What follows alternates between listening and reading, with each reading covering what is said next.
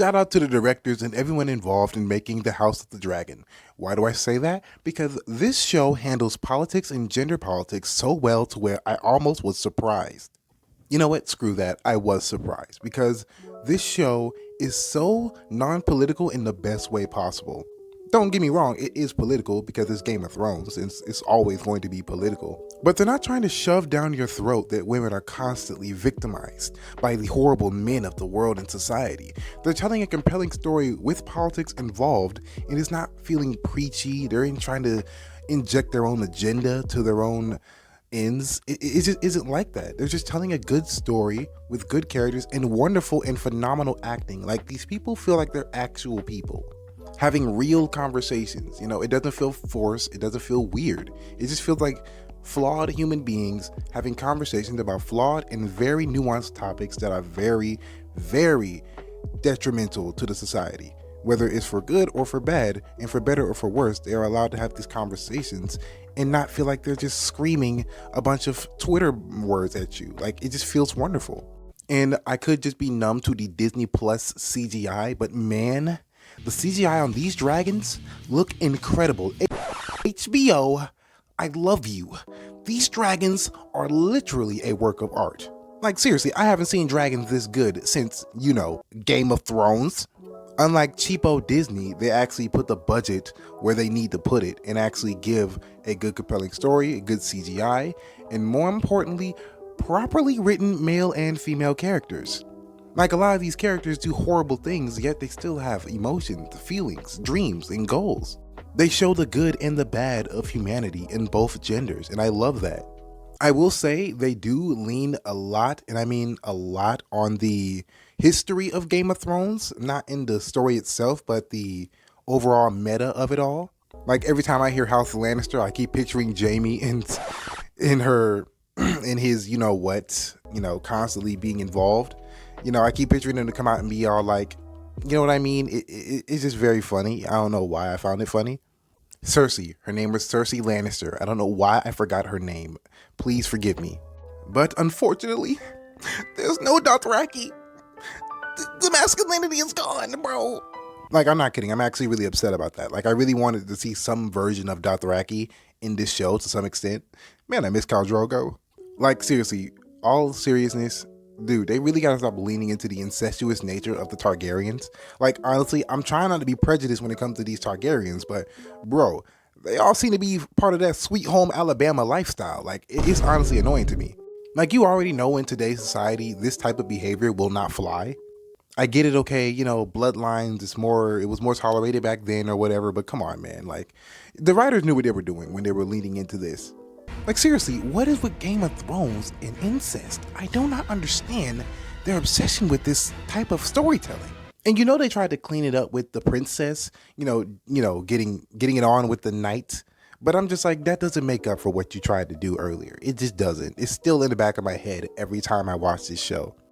And they really are in the spirit of the classic Game of Thrones season 1 vibe. They really are. Like, the underhanded tactics, again, they are handled beautifully. Like, I love it to death.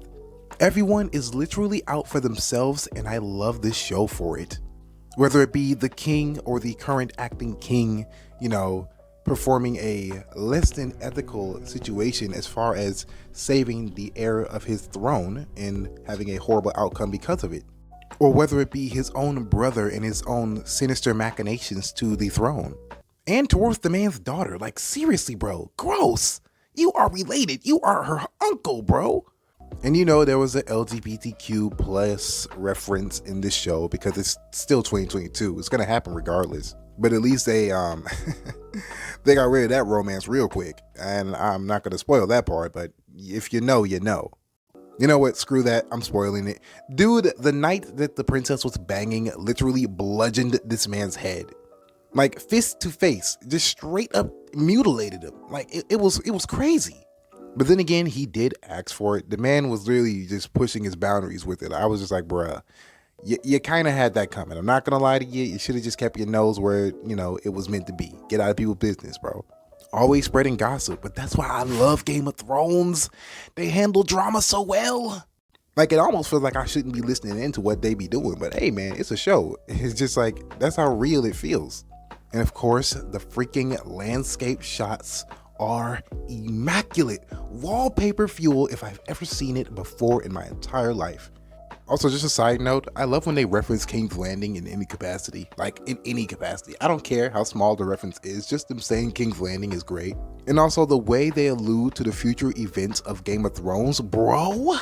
Weaving in the Targaryens in that freaking mythical prophecy that will be fulfilled, like, bruh, especially because we know where it goes. But that's great. That's great. I love the show so freaking much, man. Like, bro, when he said Ice of Fire, I was heated. I was ready. It almost made me want to rewatch the original Game of Thrones because it still holds up to this day. We don't speak on the season finale. Not here, not ever. Do not bring it up in the comments or I will see you. I will see your comment. So don't bring it up. Do not bring up the season finale. I do not want to hear it.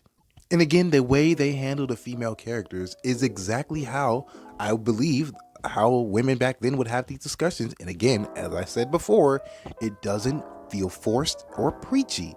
Like the princess's mother, she was very traditional before she passed. She had a very traditional way of going about her role and her duty as queen. And she loved her husband with everything that she had up to her last breath.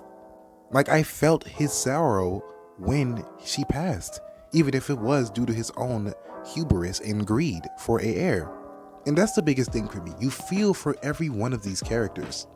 When they hurt, you hurt. When they feel betrayed, you feel betrayed with them.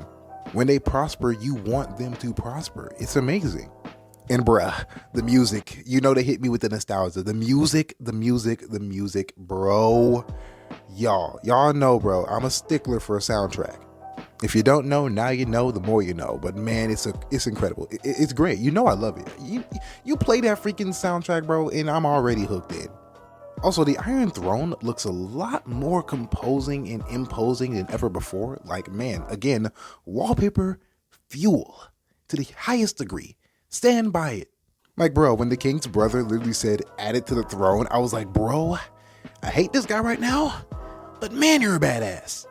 And that's the thing, he is a badass and the man loves to fight. I believe he's our Jaime Lannister substitute, incest and all. Bro, I swear to the Arlean rulers, I loved this show, man. Shout out to literally everyone involved in this show, to the actors, to producers, to CGI artists, etc., etc., etc. They did an amazing job putting a show together to where I didn't even think about tearing it apart or ripping it to shreds or critiquing every single ounce of it. Was it perfect? No. Did it have slight identity politics? Of course it did. Did it have parts I definitely did not like and kind of felt a little egregious, in my personal opinion? Of course.